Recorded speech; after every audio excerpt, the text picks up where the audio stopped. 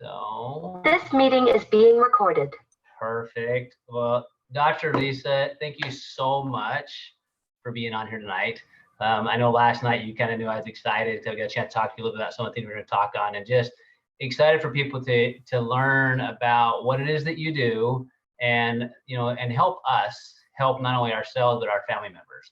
And so, guys, for those of you who don't know Dr. Lisa, like, she's an expert in the health and wellness space, especially mental health. And I want to kind of let her talk about her basically her accolades.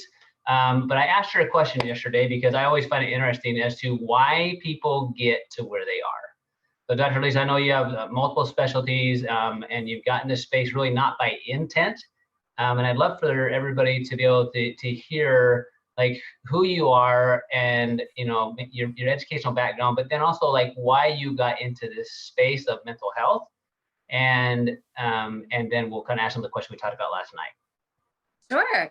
Well, so let's see. I actually did my undergrad in psychology because I thought it was so interesting, but I really fought against going into any kind of mental health field.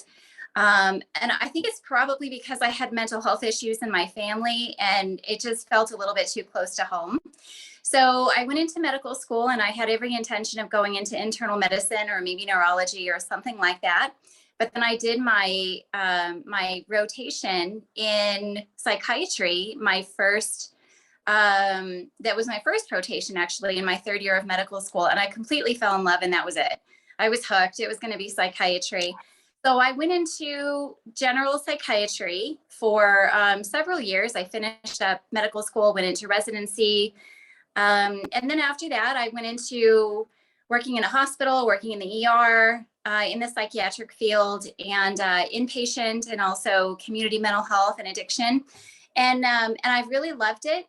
But what I discovered when I was in community mental health was that there were so many things that we didn't do, a lot of blank spaces. And I wanted to figure out how to fill in some of those blank spaces. So I went on a journey trying to understand holistic care, trying to understand nutrient medicine, functional medicine, and how it applied to mental health and how I could use it to help my patients. And I love that story too, because how many times do we try to resist that which we're supposed to go, right? And also how open you are, like an open into sharing that was where you're backed up, but also looking for the best possible way to help those individuals that trust you. Because it's not very often I meet a medically trained individual that has studied functional medicine. And so, you're a blessing for all of us to know. So thank you. Oh, thank you. Thankfully, there are more and more people that are doing functional medicine, and I'm so grateful for that. I hope that more and more will continue to do that because this really is foundational medicine. So a question that I have that I wasn't going to ask, but it popped in my head. So many people may not be familiar with functional medicine. And as an allopathically trained physician, like, what is functional medicine and how do you utilize that in the mental health space? So functional medicine, the way it's different from traditional medicine is because the question why is always asked.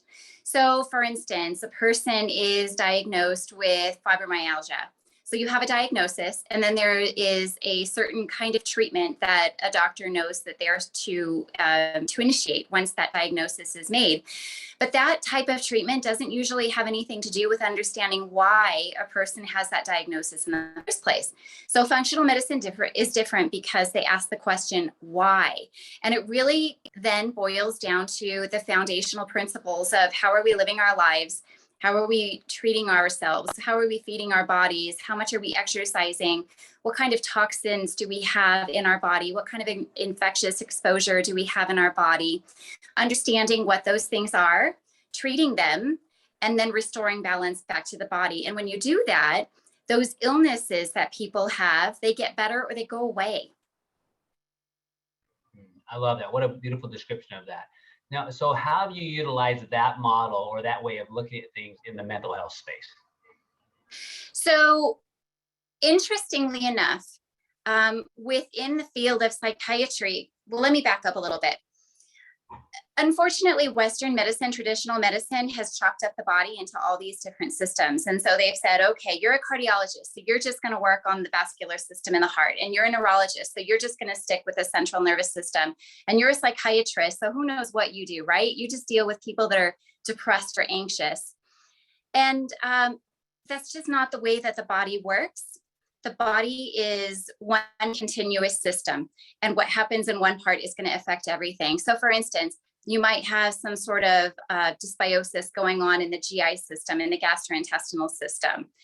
That inflammation, that deficit in being able to make the neurotransmitters that are then readily available for the brain are going to create symptoms that look like depression and anxiety. So when we chop the body up into systems, we miss out on the opportunity to discover what the root cause is and then do something about that to restore balance, rather than just, prescribing medication or any other multitude of different ways that traditional psychiatrists might assist with those kind of symptoms. I love how you describe that, because just like, dysbiosis, guys, that's dysfunction, that's stuff in the gut not working right. So imagine your gut as a playground and there's way too many bullies. So it's just not a fun playground to be in. And without a good functional way for your body to assimilate or take care of food and break it down, you can't take a protein and turn it into a brain chemical that helps your brain feel happy, right? And so I love how you describe that. It's such a critical thing. One of the questions we talked about last night that I thought was really kind of fun is you do this specialized type of thing called SPECT imaging, where we can kind of see the brain. Can you describe a little bit what that is for people? And then I'm gonna ask a couple of those questions to maybe the question we talked about last night. Yes. So I now work at the Amen Clinic, and Dr. Amen has been spearheading the use of imaging within the field of psychiatry to understand the underlying neurophysiology, where the imbalances lie, and then to be able to treat those things. So SPECT imaging is functional brain imaging. It's looking at blood flow and function. So you can see where there are deficits in blood flow, and because there are deficits, that part of the brain is not receiving the nutrients or the oxygen that it needs to function properly. And you can see where the function is either too high or too low, creating things like anxiety and depression and bipolar disorder, or ADHD kind of symptoms, whatever it may be. The beauty of this kind of imaging is that you can determine where specifically the problem lies. When you know where the problem lies, then you know how to treat it specifically, because it's geared toward the neurotransmitter system within that area. It's very different than taking the DSM, which is a set of symptoms. So you talk with someone, you find out, what are your symptoms? Depression, so worthlessness, hopelessness, apathy, anhedonia, hard time with appetite, sleep disturbance, sad mood for an extended period of time. And so as traditional psychiatrists would make that diagnosis based on the symptoms, but they wouldn't be looking in the brain to discover what part of the brain is actually inducing those particular symptoms. So when you look, you can treat much more specifically. I love that, because I can't tell me over the years, people come in and it's this real person in front of you, right? And they're describing what they're feeling, and it's but from the outside they look fine, but really they're not. So one of the questions we talked about last night is what does, when somebody comes in and they're struggling with whether it's, when their brain's out of balance, what you kind of describe it, but what does that feel like to them? Somebody comes in and they're coming into you, we talked about, if a brain's out of balance, what are some of the symptoms they might have with an out of balance brain? So it depends on where the balance lies and why the balance is there the imbalance is there in the first place. So for instance, if a person has a low dopamine level but high norepinephrine, then they're going to feel very sad, apathetic. They're not going to have a lot of motivation. They're probably going to have trouble with things like concentration and focus and attention. Maybe they're going to get a diagnosis of ADD. But then if you think about high norepinephrine, that's a very activated neurotransmitter. So if that neurotransmitter is high, the person is going to feel agitated, all over the place, anxious. They might have a hard time getting things done in a linear fashion. Might be having panic attacks, and they're probably not going to be able to sleep very well. So that would be one instance. And I can tell you one nutrient issue that can create that particular imbalance. and that's high 3 copper. We live here in the Southwest and we have a high copper content in our soil. So we do tend to get exposed to a lot of copper. If we're genetically predisposed to not being able to get rid of the excess copper, then we end up with this imbalance, this high free copper, and that creates this low dopamine, high norepinephrine picture in a person. So you're just telling me that living in Arizona could be hazardous to my health? Oddly enough, we have to be careful. We have to know where we're living and what our environmental factors are. We don't want to be taking in a lot of excess copper. And there's kind of a fad right now to wear copper bracelets. And, there's oftentimes copper in our supplements, and that's beautiful depending upon where you live. But here it can be problematic. Yeah, and I love how you think about that, just looking at that whole picture, because instead of taking a group of symptoms and say, hey, these symptoms mean this, and let's just do this, is just say, what is the reason why those levels or in the brain are like they are, and what part of the brain, and then what nutrients can we apply? So one of the questions that I asked the other day was like, if you looked at the top 4 or 5 things that we should not do for our brain, like if we want our brain to function ideally, what are the top 4 or 5 things that we want to like avoid, eliminate, that type of thing? What would those be? Yeah, we should avoid anything that is damaging to our brains. And there are a lot of things that we do on a daily basis that we're just not aware that maybe they're not so healthy for us. So for instance, you might take someone that works in a factory where they're exposed to some kind of chemicals, or maybe they work in a dry cleaning office or something like that. That would be a hazardous chemical that you're going to expose yourself to on a daily basis. And, granted, you can't always change your vocation simply because of those kind of exposures, but take precautions, know what your risks are, and go in and get a functional medicine evaluation at some point so they can test whether or not you have these high levels and get them out of your body. Another thing would be to avoid head injuries. It's kind of amazing how much psychiatric disorders and head injuries go hand in hand. And you wouldn't really think so, because we get head injuries all the time that are not really recognized as being head injuries. They're subconcussive blows. And this can be things like even just playing soccer and doing, headers where you hit the soccer ball with your head, or playing basketball and getting, knocked on the head, or going skiing and, you fall and you don't lose consciousness or anything. It might kind of ring your bell a little bit. But what scanning shows us is that those kind of subconcussive blows, when they happen often enough, and depending upon a person's genetic vulnerability, it can cause them problems later on in life. The thing about the brain is that it is not attached to the inside of the head. It floats in there. We have some vessels that go across, but for the most part, it just floats in there.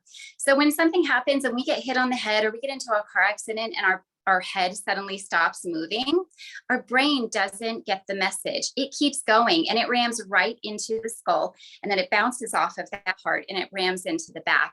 And that creates all of these little injuries that over time can eventually cause us problems. So we have chemicals, and you said head injuries. What are some other things anything else we should avoid? Alcohol is not a health food. I'm so sorry to say. If a person feels strongly about drinking, got to be super limited in doing that. Make sure you've got food in your stomach before drinking, because it hits the person's brain pretty hard. It is toxic, not only to the brain, but of course, every other part of the body. So that is definitely a big one. Also, something very simple that a lot of people do is just simply smoking or vaping. I know vaping is kind of a trend with younger kids nowadays because they feel that this is healthier than smoking, perhaps. And, it's targeted toward children because it has that taste, that scent to it. Not at all healthy whatsoever. And another thing would just be, eat healthy. Eat as healthy as possible. Stick with organic foods, whole foods, plant-based foods as much as possible. Definitely get in protein, get in meat, but make sure that you source it from a responsible place, grass-fed. Not using chemicals, not using antibiotics, very, very important. And exercise, anything that we can do to increase blood flow to our brain is going to help us to go into our older years feeling, happy and aware, cognizant of everything that's going on. So question, since what would you say the top few foods to avoid would be? If you say from a brain's perspective, top foods that are maybe very plentiful, but you want to avoid. I would avoid unhealthy fats. So I know that's a category. It's not just. What is an unhealthy fat to you? Like what's just so. So let's say bacon, and I know that bacon is absolutely delicious. Bacon, cheese. I would say avoid those two things as much as possible. Okay. Any other unhealthy fats that are super common, maybe in the younger generation or older generation that you would say avoid? Fast food. Fast food is just so easy for people to grab on the go when they're in a hurry, or go to the liquor store if you've got kids that are at the skate park or something. But as much as possible, try to stick with foods that are whole foods, things that are actually from the earth, things that are made in its whole form. If it's packaged, it's been modified in some way. And you are all full of good news today. Love this. And one of the questions that we asked Tabitha last night is the idea of specific recommendations you give people from a nutrient perspective, or that even to make sure that they are doing. What would you say the top 3 or 4 things to make sure that they're doing for brain when it comes to nutrition? So the brain requires good, healthy fats to function appropriately now and into the future. So making sure that you're getting a good amount of omega-3 fatty acids. You can have that tested if you want to. LabCorp does an omega-3 index, which is very simple to get. So you can see what your fat content is with regard to omega-3s and omega-6s. But I would say most people should be on omega-3 fatty acids, as long as it's sourced well, about 3,000 milligrams a day for adults. Another really important brain nutrient is zinc. Very important. We need zinc even for our DNA to replicate. We need it to make our neurotransmitters. It's extremely important. Making sure that we're getting enough of that, very critical. That also helps to keep our copper in check. Also, a really good bioavailable multivitamin, very important. And there are many companies out there that have really good multivitamins like Metagenics and Juice Plus, very, very critical. And lastly, another nutrient that I think is so critically important for people, I'm going to go back on that. I have 2 more. One of them is vitamin D. We do need to make sure that we have a good, healthy amount of vitamin D in our body. Don't go with just the lab test telling you you're normal if you're at 31 from LabCorp. You really optimally should be anywhere from 60 to 100. And then also magnesium. Magnesium is critically important for all over body health, brain health, things like high blood pressure. It keeps it under control if you have a good magnesium level, but also for anxiety. About 80% of the population are estimated to be low in magnesium, and magnesium is required for somewhere around the order of about 3,000 different enzymatic processes in the body. So if we're low in magnesium, we just don't feel very well. If a person has anxiety, they're likely to be low in magnesium. If a person has insomnia, if a person has headaches, if a person has high blood pressure, they're likely to be low in magnesium. When a person has anxiety, their magnesium becomes even more depleted. So very important to make sure you're taking in a good amount of magnesium. I wish I could say that we get all the magnesium that we need from our food. However, because of farming practices the way that they are today and our soil being depleted, our food doesn't have the same nutrient content that it did for our grandparents. And so even if your diet is very healthy, you likely still need to take in some magnesium glycinate, magnesium succinate, magnesium threonate, something that's very well absorbed. So not the kind of magnesium that's going to create an osmotic effect and cause GI symptoms, but a magnesium that will be very well absorbed. Perfect. Love all this. So one of the other questions what you brought up, you talked about this genetic vulnerability. So what do you mean by that? And is there anything somebody can do for their genes, right, to optimize the genes that they have? So there are many different genetic vulnerabilities. There's so much research that's being done on figuring out the human genome and all of the different variations that we can have, epigenetic variations that we can have in our genes. You can alter your epigenome, meaning the way your DNA is being made into who you are, by taking really good care of yourself. So even if you have what you would consider to be terrible genes, maybe mom and dad have stuff going on, maybe even grandparents, maybe even your siblings do, and so you think, oh gosh, I'm a shoe and I'm going to get that stuff too. Not at all the case. If you take really good care of yourself, the things that I've been talking about, eating well, exercising, making sure that you have stress reduction techniques in your life, making sure that your life has balance, then you can actually alter the way that your DNA is being made into who you are, so that those diseases that might be lingering in your DNA don't actually become a reality for you. Now, there are companies out there that can test your DNA and tell you what kind of vulnerabilities you have. That's definitely an option for people. And I love the fact that you bring these things up, because you can have perfect genes, right? Or from, if you look at history, and then you can have environmental exposure that can cause damage. And then you have not so good genes do some really good things for them and have great results. I know for me personally, like that's one really got me and you meeting together. It was the company LifeVantage and some of the products that focuses on genetics. So one of the things I want to talk about is that rate of inflammation and how inflammation ties into brain function and what we can do about that.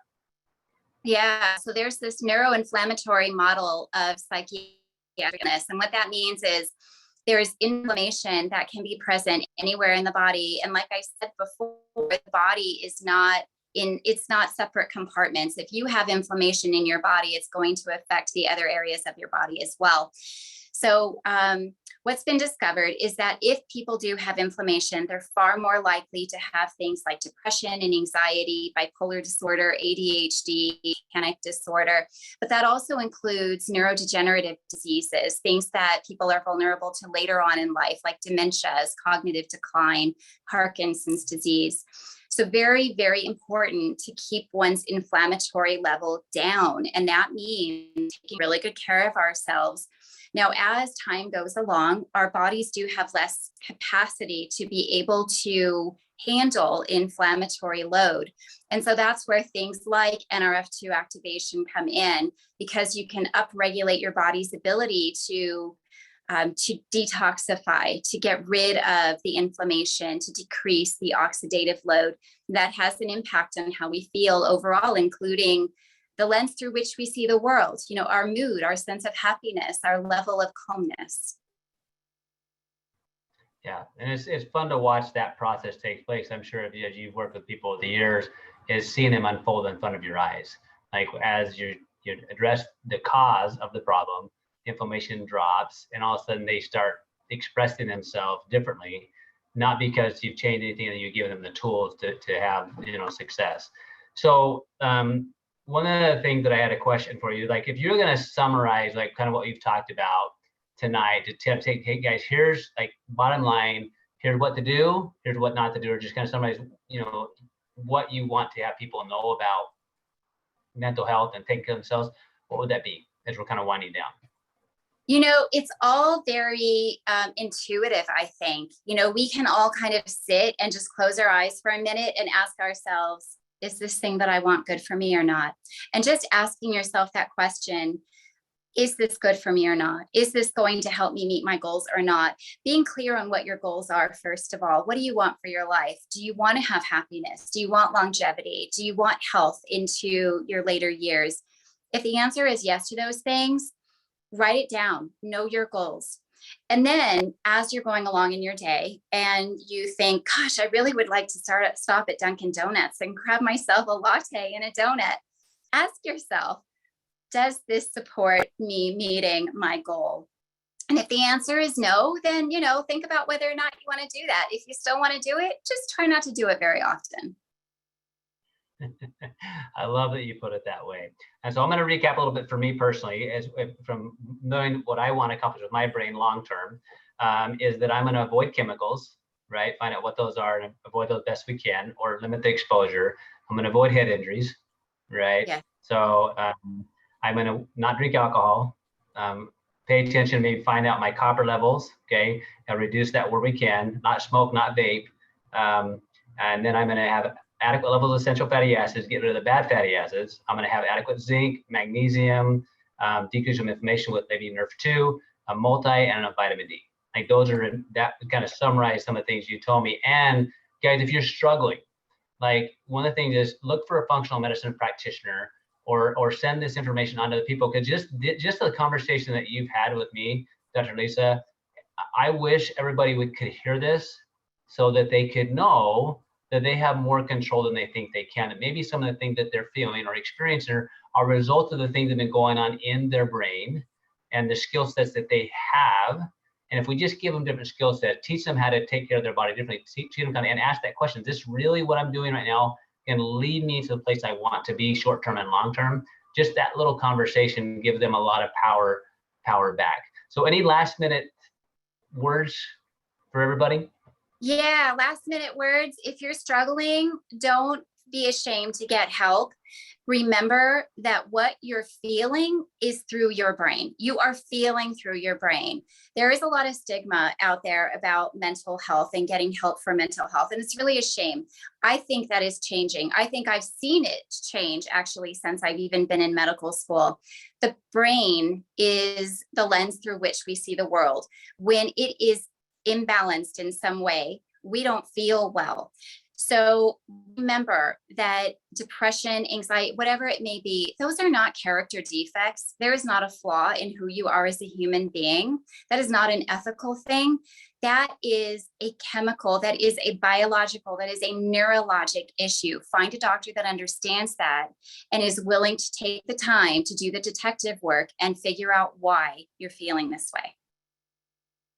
So, hey, Ranjana, thank you so much for spending your time and expertise in doing this. I know that you're changing the world one patient at a time, and also on here, there's 150 people. And so knowing who they know and who they might know, you've literally just affected thousands of people with this conversation. So thank you for spending the time with us. Oh, thank you for having me. I'm so grateful. All right, you guys. So yeah, share this with other people. And if you have other questions, I'm sorry we probably could talk for days on questions. But this is an overview. Get back to the person that invited you. Let them kind of help guide you in some of these conversations. But again, thank you so much. And we'll see you guys next Wednesday for another one of these fun ones. Okay, have a good night. Bye-bye.